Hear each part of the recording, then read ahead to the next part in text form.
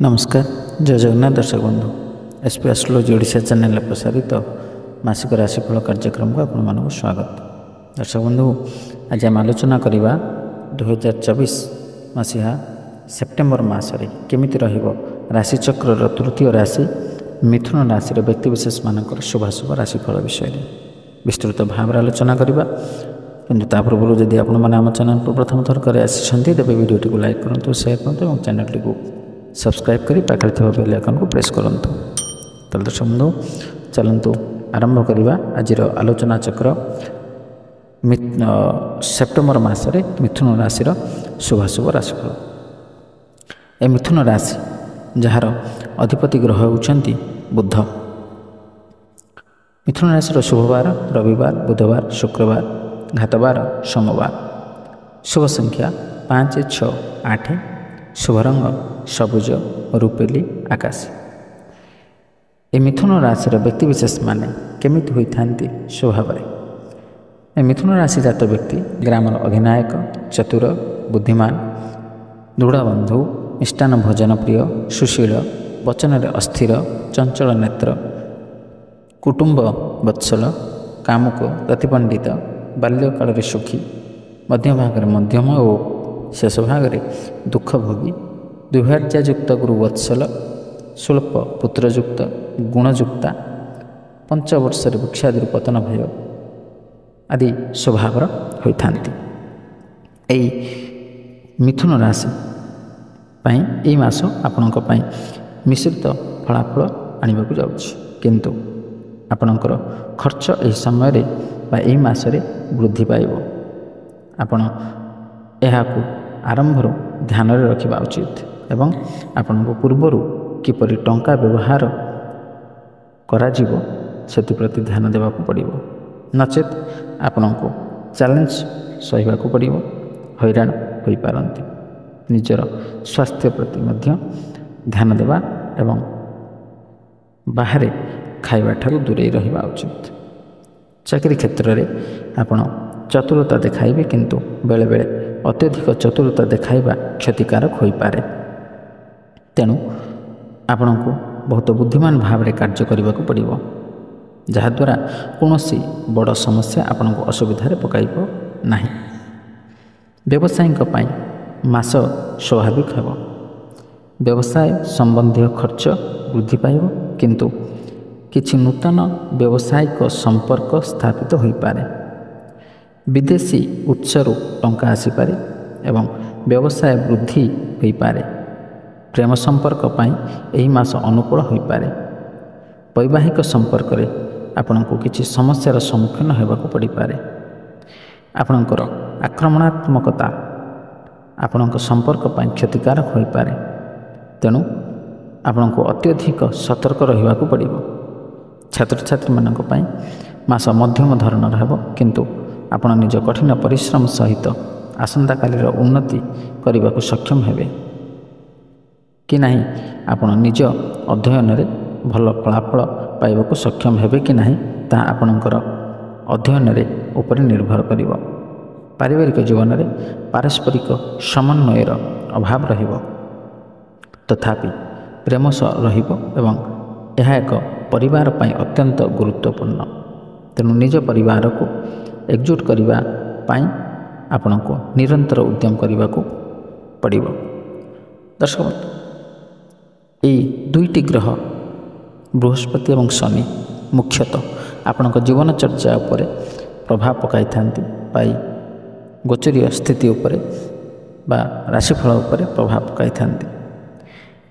तेणु आपण ए मासरे बृहस्पति द्वादशस्थ एवं शनि नवमस्थ। प्रथम जदि आम बृहस्पति कथा आलोचना करवा, तो बृहस्पति होती धन धान्यर कारक, विद्या बुद्धिर कारक, जश कीर्तिर कारक, ज्ञानर कारक, आध्यात्मिकतावादर कारक।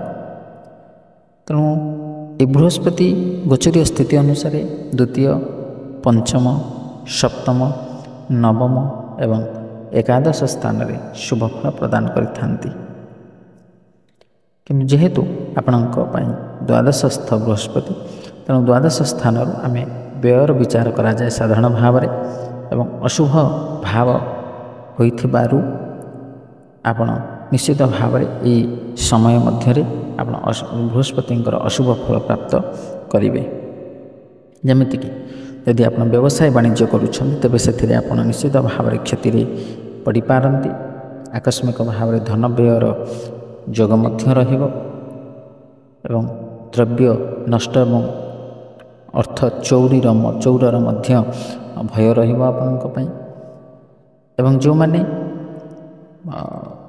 ସେୟାର ମାର୍କେଟରେ ଅର୍ଥ ବିନିଯୋଗ କରୁଛନ୍ତି ସେମାନଙ୍କ ପାଇଁ ମଧ୍ୟ ସତର୍କତାର ସମୟ। ସତର୍କତାର ସହିତ ଧୈର୍ଯ୍ୟର ସହିତ ଆପଣ ଅର୍ଥ ବିନିଯୋଗ କରନ୍ତୁ, ନହେଲେ ଆପଣ କ୍ଷତିରେ ପଡ଼ିପାରନ୍ତି।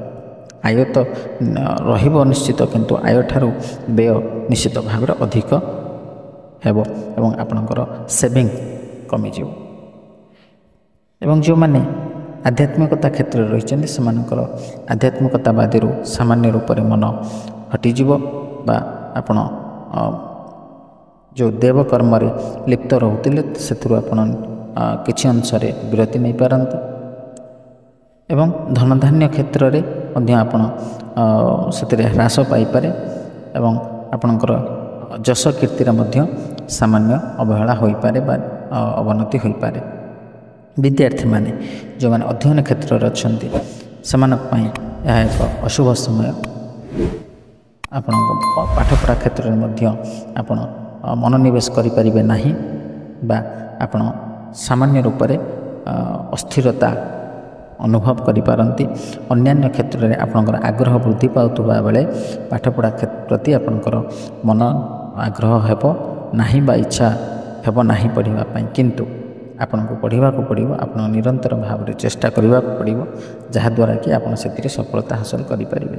ଦ୍ୱିତୀୟରେ ଯଦି ଆମେ ଶନିଙ୍କ କଥା ଆଲୋଚନା କରିବା ତେବେ ଶନି ଆପଣଙ୍କ ରାଶି ପାଇଁ ବର୍ତ୍ତମାନ ନବମସ୍ଥ। ତେଣୁ ନବମ ଭାବରୁ ଆମେ ସାଧାରଣ ଭାବରେ ଭାଗ୍ୟର ବିଚାର କରିଥାନ୍ତି।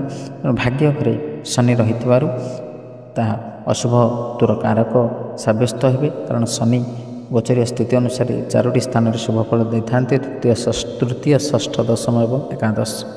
ତେଣୁ ଆପଣଙ୍କ ପାଇଁ ନବମ ସ୍ଥାନରେ ଶନି ରହୁଥିବାରୁ ଆପଣ ଭାଗ୍ୟ କ୍ଷେତ୍ରରେ ଆପଣ ସାମାନ୍ୟ ଅବହେଳା ଦେଖିପାରନ୍ତି ବା ଆପଣ କାର୍ଯ୍ୟ କରୁଥିବେ ସତ, ସବୁକିଛି କରିବେ, ଚେଷ୍ଟା କରିବେ, କିନ୍ତୁ ଲାଷ୍ଟ ମୋମେଣ୍ଟରେ ଆପଣଙ୍କ ଲକ୍ ଆପଣଙ୍କ ସାଥ ଦେଉନଥିବ। ଆପଣ ବାରମ୍ବାର ଗୋଟେ କାର୍ଯ୍ୟକୁ ଚେଷ୍ଟା କରିବେ, କିନ୍ତୁ ସେଥିରେ ଆପଣ ଭାଗ୍ୟ ଆପଣଙ୍କର ପ୍ରତିକୂଳରେ ଚାଲିବ। ତେଣୁ ଏଥିରେ ବ୍ୟତିବ୍ୟସ୍ତ ହେବାର ଆବଶ୍ୟକତା ନାହିଁ। ଏହା ପାଇଁ ପ୍ରତିକାର ମଧ୍ୟ ଆମେ କରିବା। ଏବଂ ଯେଉଁମାନେ କର୍ମକ୍ଷେତ୍ରରେ ଅଛନ୍ତି ସେମାନେ କର୍ମକ୍ଷେତ୍ରରେ ସାମାନ୍ୟ ସମସ୍ୟାର ସମ୍ମୁଖୀନ ହୋଇପାରନ୍ତି। ଉଚ୍ଚପଦସ୍ଥ କର୍ମଚାରୀଙ୍କ ଠାରୁ ଅସମ୍ମାନିତ ହୋଇପାରନ୍ତି ବା ନିର୍ଯାତିତ ହୋଇପାରନ୍ତି। ଏବଂ ଯେଉଁମାନେ ନୂତନ ଭାବରେ କର୍ମ ପ୍ରାପ୍ତି ନିମନ୍ତେ ଚେଷ୍ଟା କରୁଛନ୍ତି ସେମାନଙ୍କ ପାଇଁ ମଧ୍ୟ ଏହା ଭଲ ସମୟ ହୋଇନପାରେ, କିନ୍ତୁ ବାରମ୍ବାର ଚେଷ୍ଟା କରିବା ଦ୍ୱାରା ଏବଂ ଆପଣ ଶନି ଯେହେତୁ ହେଉଛନ୍ତି ନ୍ୟାୟର ଦେବତା, ସତ୍ୟର ଦେବତା, ତେଣୁ ଆପଣ ସତ୍ ମାର୍ଗରେ ଅଛନ୍ତି, ନ୍ୟାୟ ମାର୍ଗରେ ଅଛନ୍ତି, ମାନେ ନିଶ୍ଚିତ ଭାବରେ ଶନି ଆପଣଙ୍କୁ ଶୁଭ ଫଳ ପ୍ରଦାନ କରିବେ। ତାହେଲେ ଦର୍ଶକ ବନ୍ଧୁ, ମୋତେ ବିସ୍ତୃତ ଭାବରେ ଆଲୋଚନା କଲେ ଏବଂ ଯେଉଁ ଶୁଭାଶୁଭ ଫଳ ବିଷୟରେ ଆମେ ଆଲୋଚନା କଲେ ସେ ଅଶୁଭ ଫଳକୁ ପରିତ୍ୟାଗ କରି ଶୁଭ ଫଳ ପ୍ରାପ୍ତ କରିବା ନିମନ୍ତେ ଆମେ କେତେଗୁଡ଼ିଏ ପ୍ରତିକାର ବିଷୟରେ ମଧ୍ୟ ଆମେ ଆଲୋଚନା କରିବା। ସେ ପ୍ରତିକାର କରିବା ଦ୍ୱାରା ଆପଣ ଏଥିରେ ସାମାନ୍ୟ ଉନ୍ନତି କରାଇ ପାରିବେ।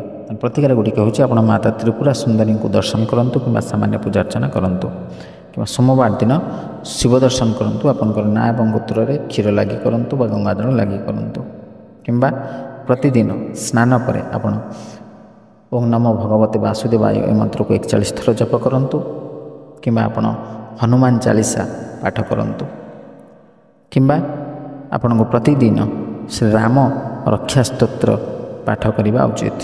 ଏହି ପ୍ରତିକାର କରିବା ଦ୍ୱାରା ଦେଖିବେ ନିଶ୍ଚିତ ଭାବରେ ଆପଣ ଅଶୁଭ ଫଳକୁ ପରିତ୍ୟାଗ କରି ଶୁଭ ଫଳ ପ୍ରାପ୍ତ କରିପାରିବେ। ତାହେଲେ ଦର୍ଶକ ବନ୍ଧୁ, ଆଶା କରେ ଭିଡ଼ିଓଟି ଭଲ ଲାଗିଥିବ। ଯଦି ଭଲ ଲାଗିଛି ତ ଭିଡ଼ିଓଟିକୁ ଲାଇକ୍ କରନ୍ତୁ, ସେୟାର କରନ୍ତୁ ଏବଂ ଆପଣଙ୍କର ସୁଚିନ୍ତିତ ମତାମତ ଦେବାକୁ ଜମା ଭୁଲନ୍ତୁନି। ଆଜି ପାଇଁ ବିଦାୟ ଦିଅନ୍ତୁ। ରହିଲି, ନମସ୍କାର, ଜୟ ଜଗନ୍ନାଥ।